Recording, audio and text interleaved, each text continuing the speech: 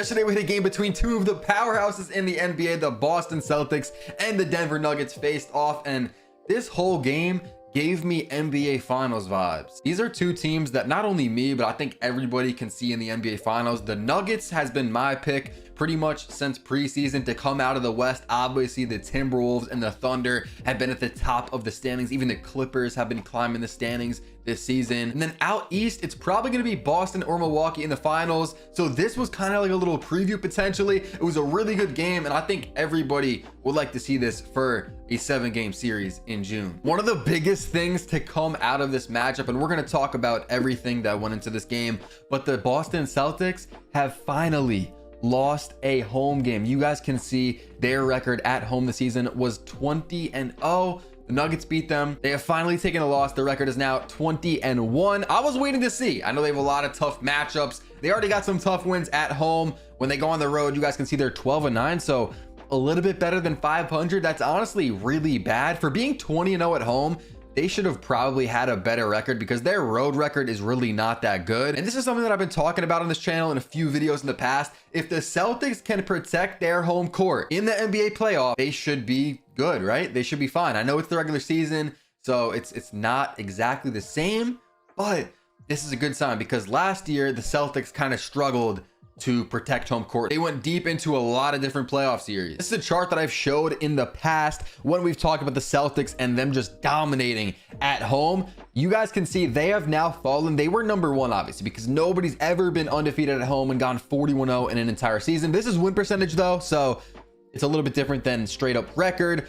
But we have the Celtics now at a 952 win percentage, which puts them in 7th place all time. So they still are an all-time great home team, but we're gonna have to see what they do in the remaining 20 home games. To be honest, I mean, they'll probably fall down. They'll probably take another 2 to 3 losses at least at home, if I had to guess. But still, the point is, Celtics this year have been a historic team at home. Okay, so now let's talk about the game. The Nuggets won 102-100. And as I said before, like from tip off of this game, it just felt like this is what we're going to see in June in the NBA Finals. These are going to be the two teams. Like I could just really see it. Like I could feel it from watching the game.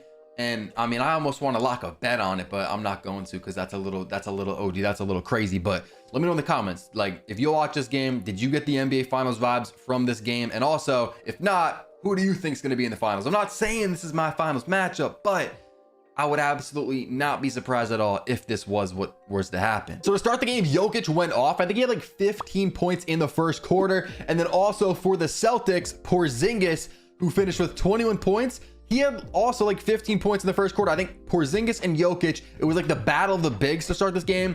15 points and 15 points. Jokic played like the whole first quarter. And then, and this has been a big problem with the Nuggets this year, if you guys have been following them, it is the non-Jokic minutes. In the past, like last year when they won the finals, they were fine when Jokic would come off the floor. Obviously, he plays like what, 36 minutes a game. So you got 12 minutes. You got to figure out how you can stay afloat, and last year they were able to do that. This year it's been a little bit of a struggle. They started slow when Jokic came out to start the second quarter, I believe it was, and then Jamal Murray went on an absolute tear. He couldn't miss.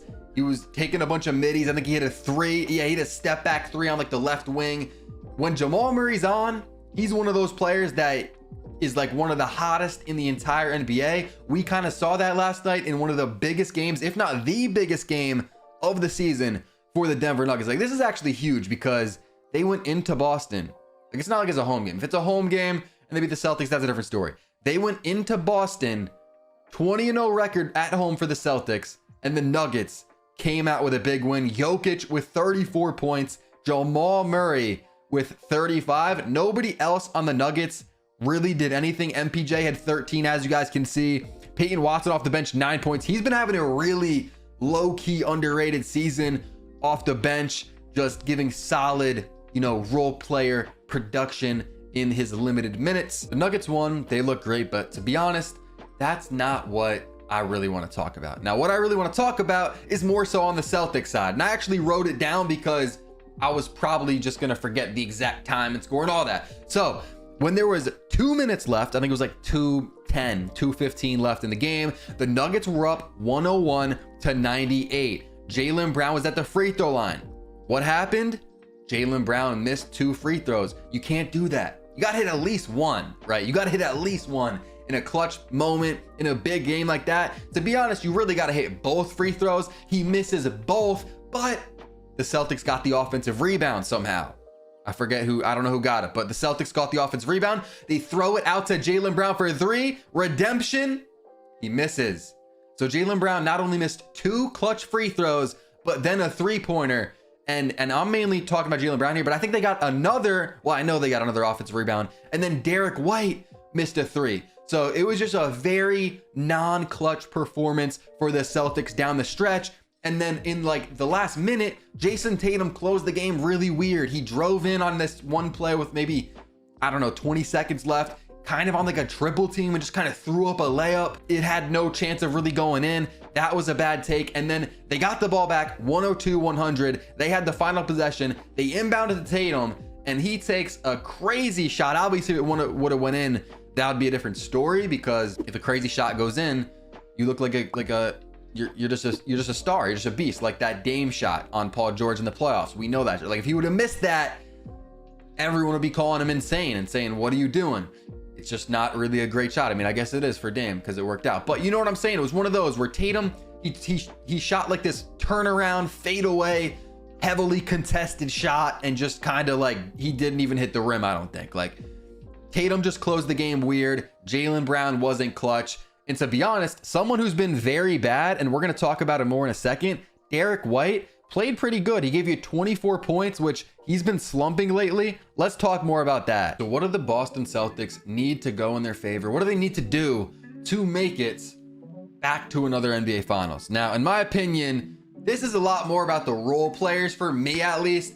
I think with Tatum, Brown, and I mean, I guess it's not kind of true what I'm about to say, because in the game last night against the Nuggets, again, they weren't clutch. They closed weird. They closed bad. It just wasn't good. But for the most part, Tatum, Brown, Drew Holiday, Porzingis, these are all-star caliber players. You know what I'm saying? They'll be able to get the job done. So one guy that I think is going to play a huge factor in this team getting to another NBA Finals and having a chance to win it all is going to be Derek White, who has been a borderline all-star. He went on JJ Redick's podcast, and last year JJ kind of jinxed him. This year he kind of did it again, and the reason I'm saying this is because if we take a look at his stats from this month, so since the new year, he is averaging 11.9 points per game. And if we go down to say wait a second, yeah, December, I don't know why this is for the month above. I don't know, I thought this was January for a second, but if we look at December, 20.3 points per game. And what is November? Okay, so November wasn't even that good, 13.6, 15 in October, but you get what I'm saying. 20 plus point per game score in December. He was really heating up, shooting, let's see, 50.8% from the field, 43.5% from 3. And ever since the new year, those numbers have dropped. He's not even shooting 40% from the field anymore. He's shooting 39% from 3, which is actually pretty good.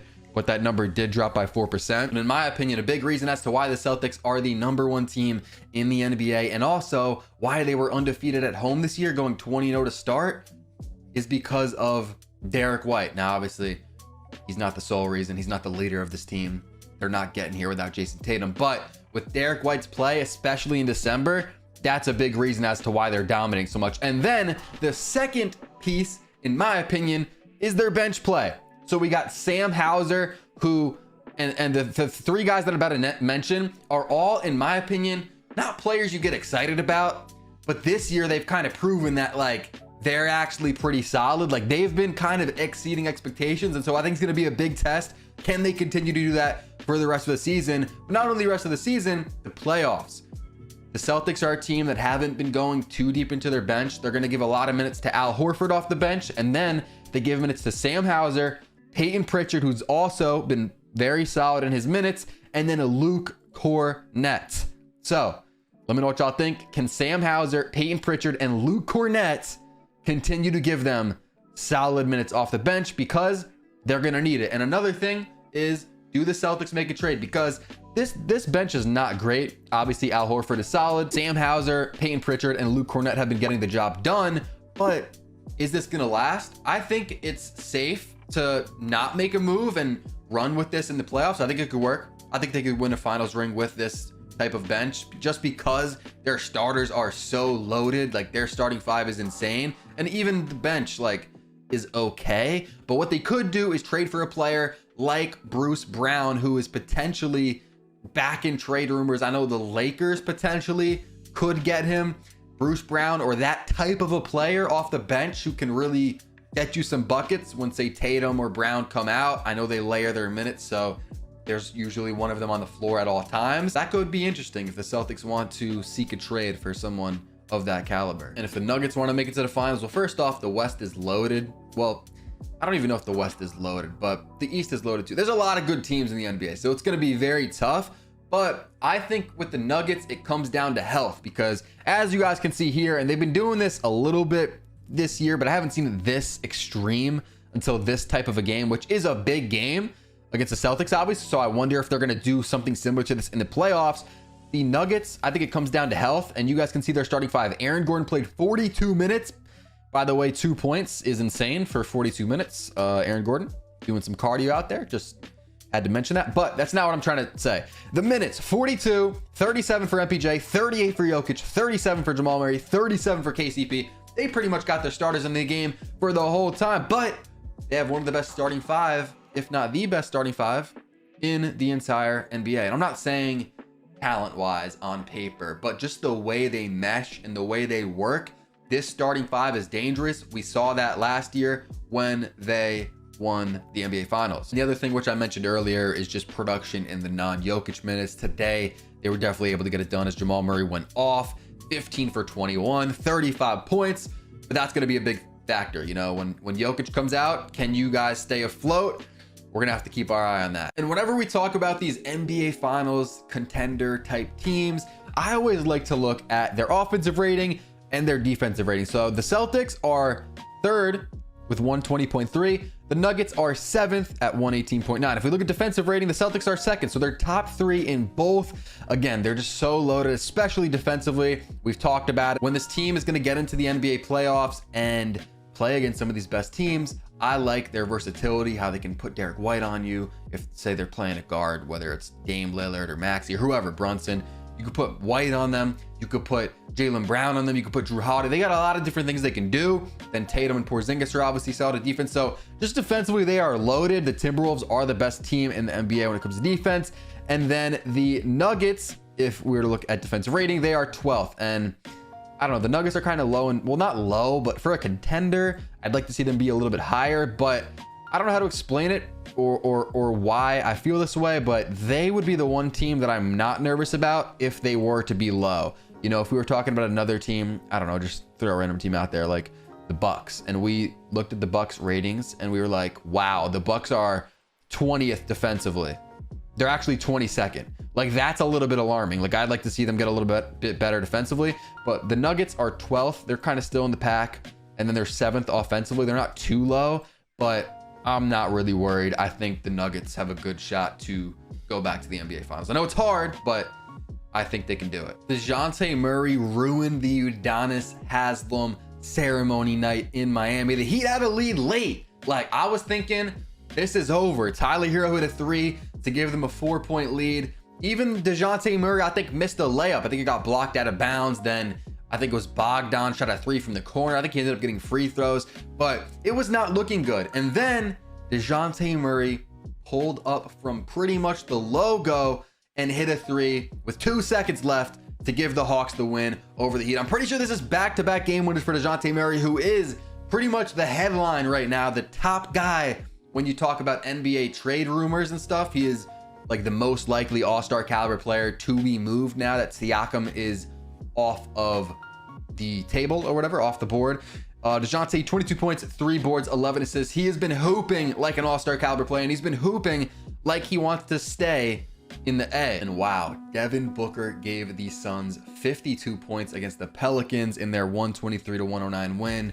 4 boards, 5 assists. I'm not gonna lie to y'all, this was a game that I really didn't watch, but Booker with 52, that's something you'd like to see for Booker, who's kind of been struggling. I don't know if you want to say struggling.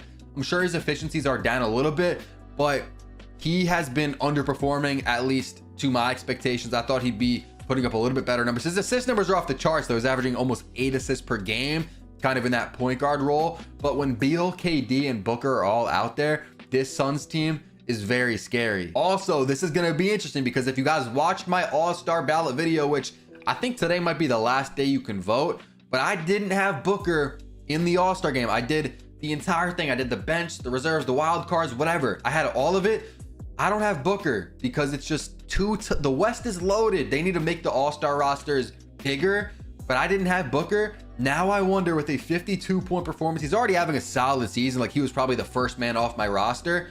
I wonder if this kind of catapults him into the all-star team. Now, I really wonder, is he going to get snubbed? Is he going to make it? It's going to be really interesting to see because some people are getting snubbed. I don't know who it's going to be. Maybe it'll be Steph Curry. Maybe it'll be Devin Booker. Maybe Sengun. I don't know. Kawhi, LeBron, AD. Probably none of them, but someone's getting snubbed. So it's going to be interesting to see. I'm going to have a lot of fun on this channel. So I appreciate y'all if you've been watching the videos. If you have been, go in the comments right now and comment the word Apple. There's probably going to be nobody that comments that because not too many people make it to the end of the videos. But if you do, I want to see who's been loyal, who's been enjoying the videos. And of course, sub if you guys haven't. We're on the road to 2K subs. Turn on notice, drop a like, and click the video pop up your screen right here if you haven't seen it yet.